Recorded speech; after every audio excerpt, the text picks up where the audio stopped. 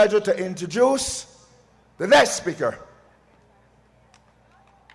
Holder Arthur Holder. Ladies and gentlemen.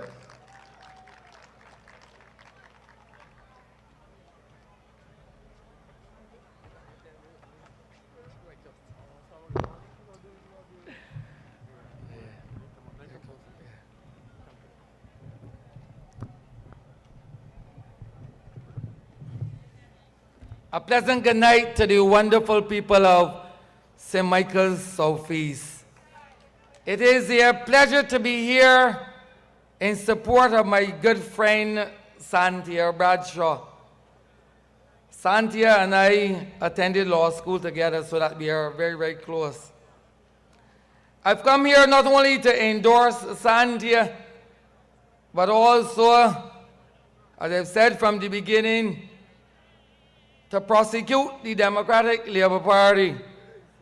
And I intend throughout the length and breadth of this campaign to prosecute the Democratic Labour Party. So that in addition to prosecuting Patrick Tannis tonight, I shall also prosecute the leader of the Democratic Labour Party tonight. And endorsing and supporting Santia, we really need to draw a comparison between Santia and the person who is running against her. But I still got to name the person, ma'am. I still have to name the person. In Santia, we have a young, charming, beautiful, erudite young lady. A young woman who has quite a lot to offer to this country. She's established a niche in the area of entertainment law, and she will make a perfect person to be the Minister of Culture in this country. She will. And then let us draw a comparison. I have not said that. I want to draw a comparison. I think Mr. Tannis was the chairman of the St. Michael's Southeast Constituency Council. That is correct? But I shall deal with that, ma'am. And I wish to ask a number of questions of Mr. Tannis. Because by law, each council is mandated to do a procedural report. That is by law. Each council has to provide a report in relation to the funds, in relation to the meetings. That is the law as set down in the Constituency Council Act. So I would wish to ask Mr. Tannis if during his tenure as chairman of the council, whether or not he has subscribed to the provisions of the law.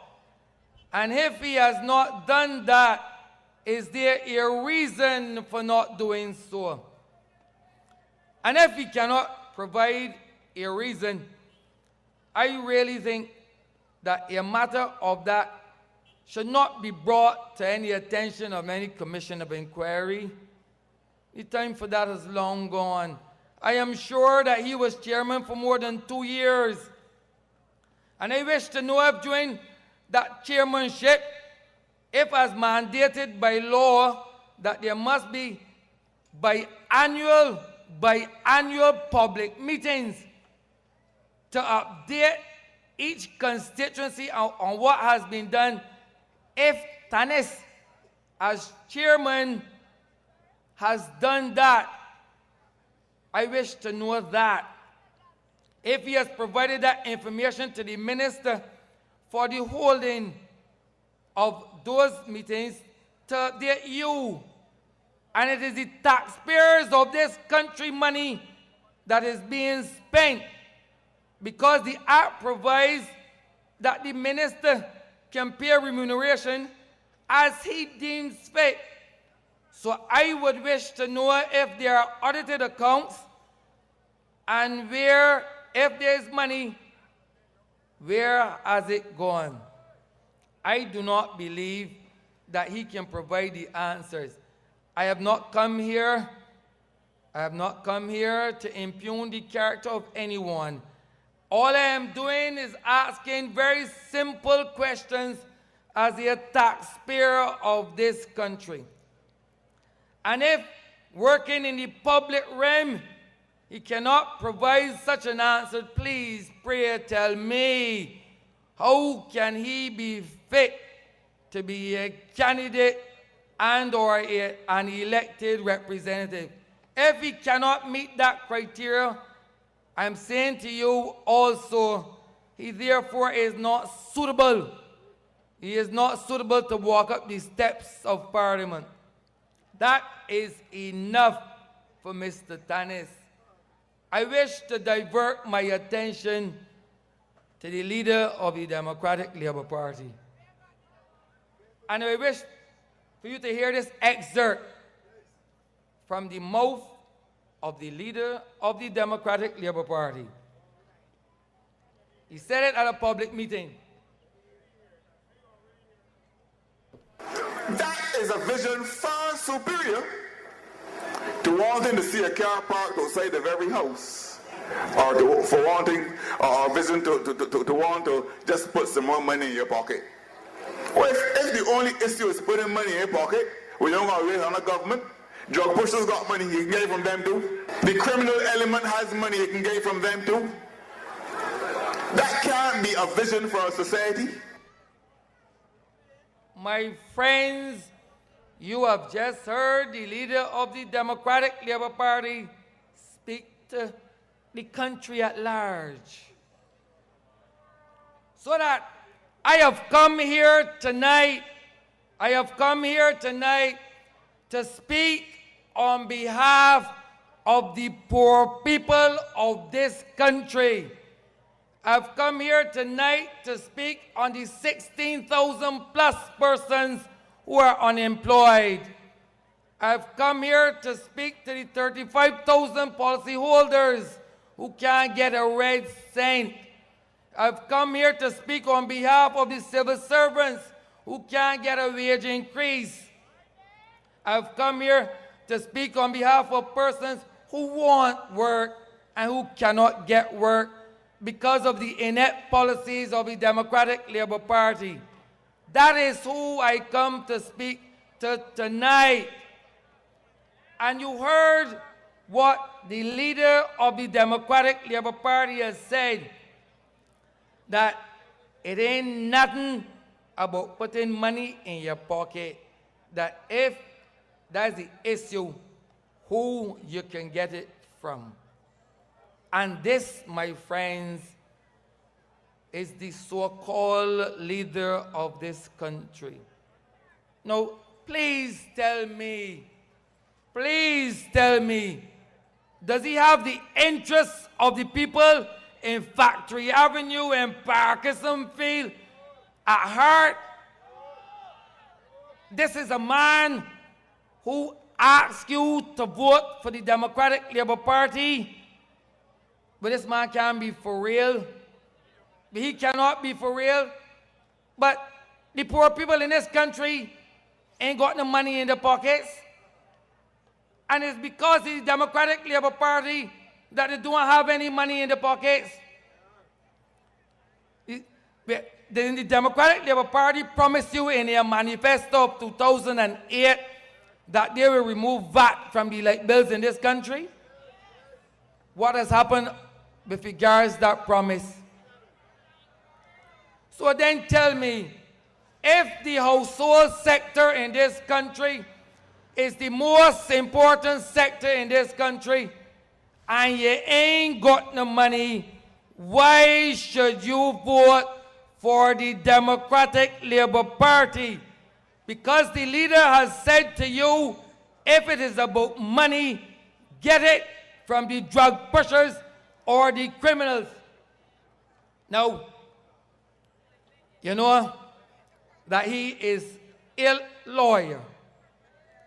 But has he ever represented any persons, any poor people in the criminal court? Of course not. Why do you think that there's an upsurge of crime in this country? Please, why do you think poor people ain't got the money? The people that live in these housing units can hardly pay the rent.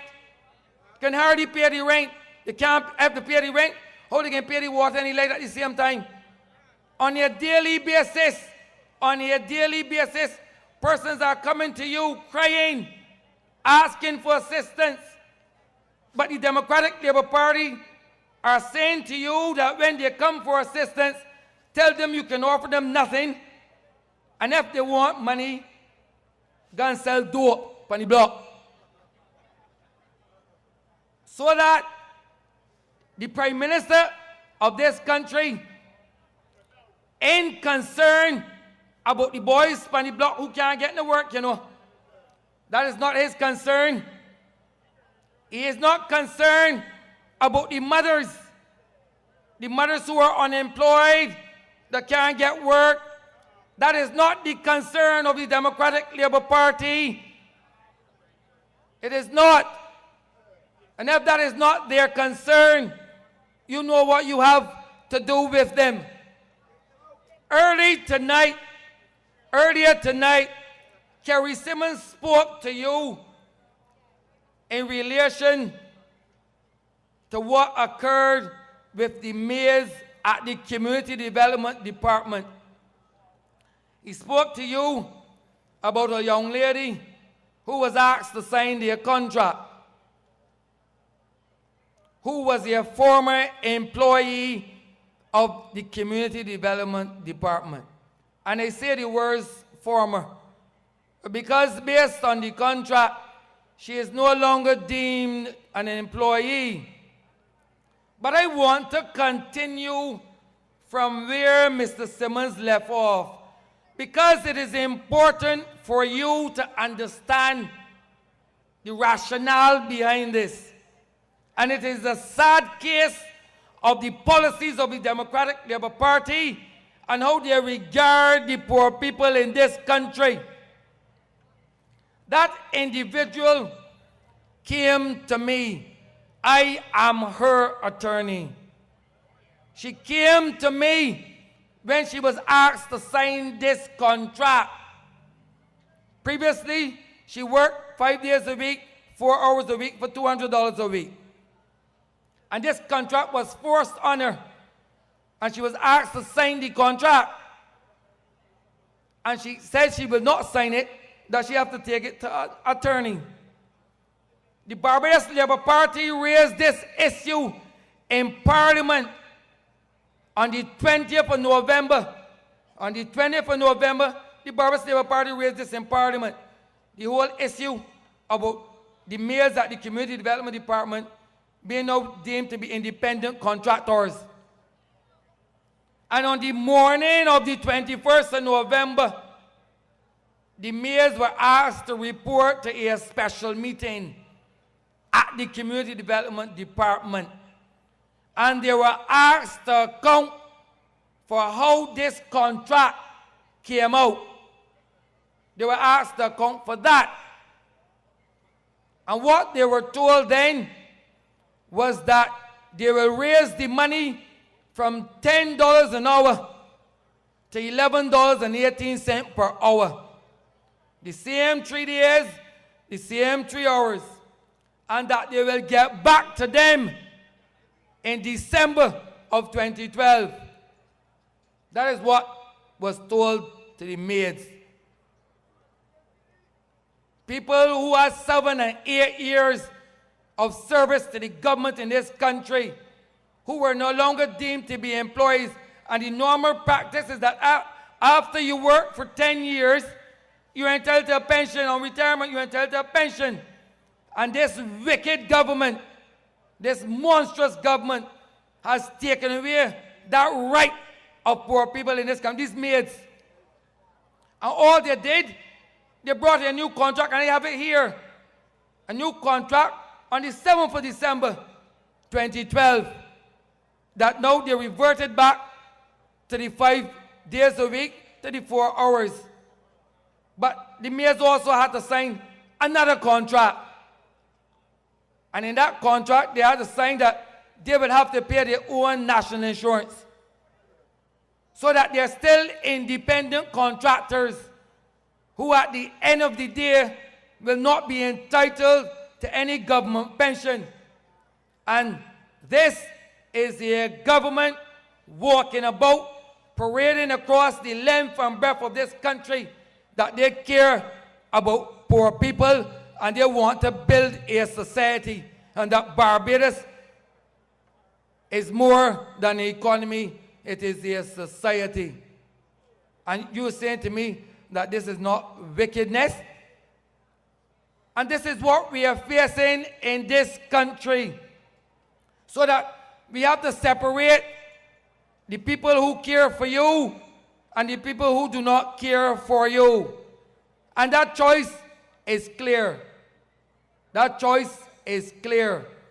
That if you want betterment for this country, if you want progress for this country, there's only one choice, and that is the choice of the Barbados Labour Party under the astute leadership of Owen Seymour Arthur.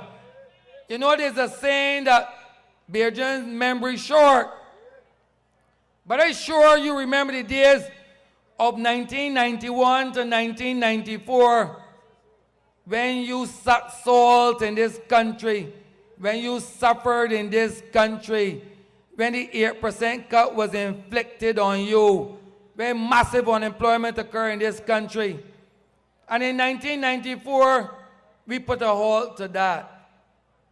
In 1994, we put a halt to that. And for the period 1994 to 2008, we gave you prosperity. We brought to you innovative policies. We put 30,000 people back to work. They said it couldn't be done, but we did it. And then what occurred in 2008? What occurred in 2008? This government came to power with a plethora of promises. A plethora of promises. You can get duty-free cars. They can give you this and they can give you that. None of that has occurred. What has occurred? What has occurred in this country between 2008 and 2013 is that the policies of the Democratic Labour Party has wrecked this economy, took it to junk status, first time in its history. Not only have they done that, they've also destroyed and dismantled the social fabric of this society. That is what they have done. The report, the CALC report, showed that poverty was 19.3% and another 10.2% on the verge of poverty. And this occurred under the regime of the Democratic Labour Party. This is what occurred. These are the facts, my friends. So that the only thing that can save you, and you are sensible people, you know what it is to suffer. In 2008, in the first budget that they had, they raked in $110 million. The layman in the shop, his liquor license went up from $350 to $1,000. And these are people that care for you. You have to pay taxes from bicycles, from all kind of ignorance. And these are people that understand economic policies, understand poor people. Of course, they ain't got a clue. But all that we are getting on these platforms, is a vilification of the citizens of this country. But I know that I can be subject to being abused too. I am aware of that, and I'm ready for that. And let us again draw a comparison with Santa, because I saw an excerpt in today's paper from the Prime Minister also speaking about the new candidates of the Barbados Labour Party. Something about the new candidates of the Barbados Labour Party that they ain't got a clue about the history of the party, and they just want to come into politics for the sake of politics and use it. But look at the cadre of persons put forward by this great party. Just look at the cadre of persons put forward by this great party and compare them with what has been put forward by the Democratic Labour Party. What is Patrick Tannis known for in this community? What is he known for? Has he done anything of repute and creditable? Has he done that? Is he an upstanding citizen of this country that can hold up his head? What track record is he bringing for you to you as to why you should vote for him? Does he have any creditworthiness? Has he worked at a place which can give him a certificate of character?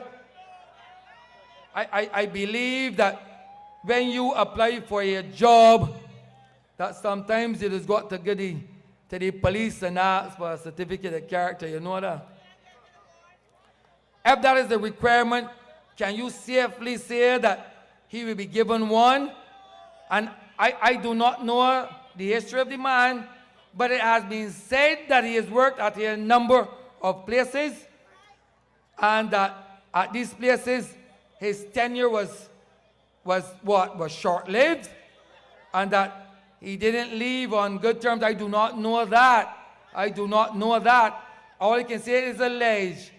But have these things come in the public domain? Has he denied any of these allegations? And he is placing himself at your disposal.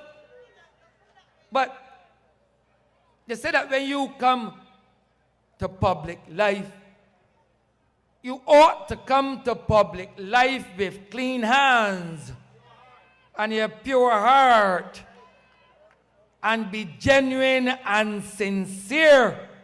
Those are the natural requirements of presenting yourself to the public, to ask the public for a vote. But if you have no reputation, if you are not of good repute, then why should you ask for that? And then let us look at Miss Cynthia Bradshaw. Someone who has come to you with clean hands, a pure heart, sincere and genuine, committed to the upliftment of the constituents of St. Michael's Southeast. That is a commitment from her heart. That is nothing being played out. That is who she is. She can walk with you and talk with you. She is from among you, and she means well. That is what you offer to the public. That is what you come to the public with. Who at her any beck and call will come with any hour of the night to represent your cause. And it is not about money, my friends. I can tell you that. Cynthia could remain in private practice and be wealthy, but she has chosen the high road. She has chosen to come and represent the people of St. Michael Southeast out of a commitment to public life as a means of giving back to society, to a country which has invested in her. That is part of her public service of giving back. And what I'm asking you to do, and I know that you will do it. I know that you will. I'm asking you to embrace her, to walk with her, to engage her, to prop her up, to support her. And not only do that, my friends, but I want, even though I know that when it is all said and done, on the 21st of February 2013, that she can lick the stuffing out of Patrick Tannis. And what I want you to do for me I am begging you to do for me. Don't let get back your deposit. I want you to be the bad. I want you to send a strong message, a strong signal to him and the members of the Democratic Labour Party that when they don't want he. That you don't want he. And you know, when you beat it so bad, he miss a shame, he ain't come again. So that's what I want you to do for you. Send a clear, distinct message that he is not welcome in these communities. You don't want him, that he cannot present a better Barbados for you. He can't. They're bereft of policies.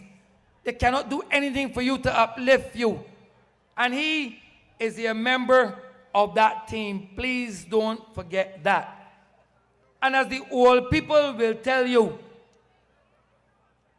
you know they say that when the head bad, the whole body bad. So that if the leader of that party has said to the people of this country that if it ain't about putting money in your pockets, so I don't know how you can eat tomorrow. Because if it's not about putting money in your pockets, I don't know how many can eat. But if the leader of the country can say that to you, and he does not care about you or for you, by extension, the members of the Democratic Labour Party can't care about you. I ain't hear a boy come out. And say, but how can the Prime Minister say that? Nobody. He has not been condemned by any member of his own party. But I never want to get there. I don't even want to go there. So I'm saying to you, my friends, do the right thing. Go in your numbers. But hold on, before I finish. Remember that this is the same leader who said that if you want money, where to go. But you know what is going to occur on the day of election. The same people, the same party who talk about this money thing, you know what can happen for that morning. You know, enough things can pass in envelopes. Enough people can go up on the block the night before. You know that. So all I can tell you, and you ain't a fool, take the money, eat them out, drink them out, vote them out, and kick them out. Good night and God bless you.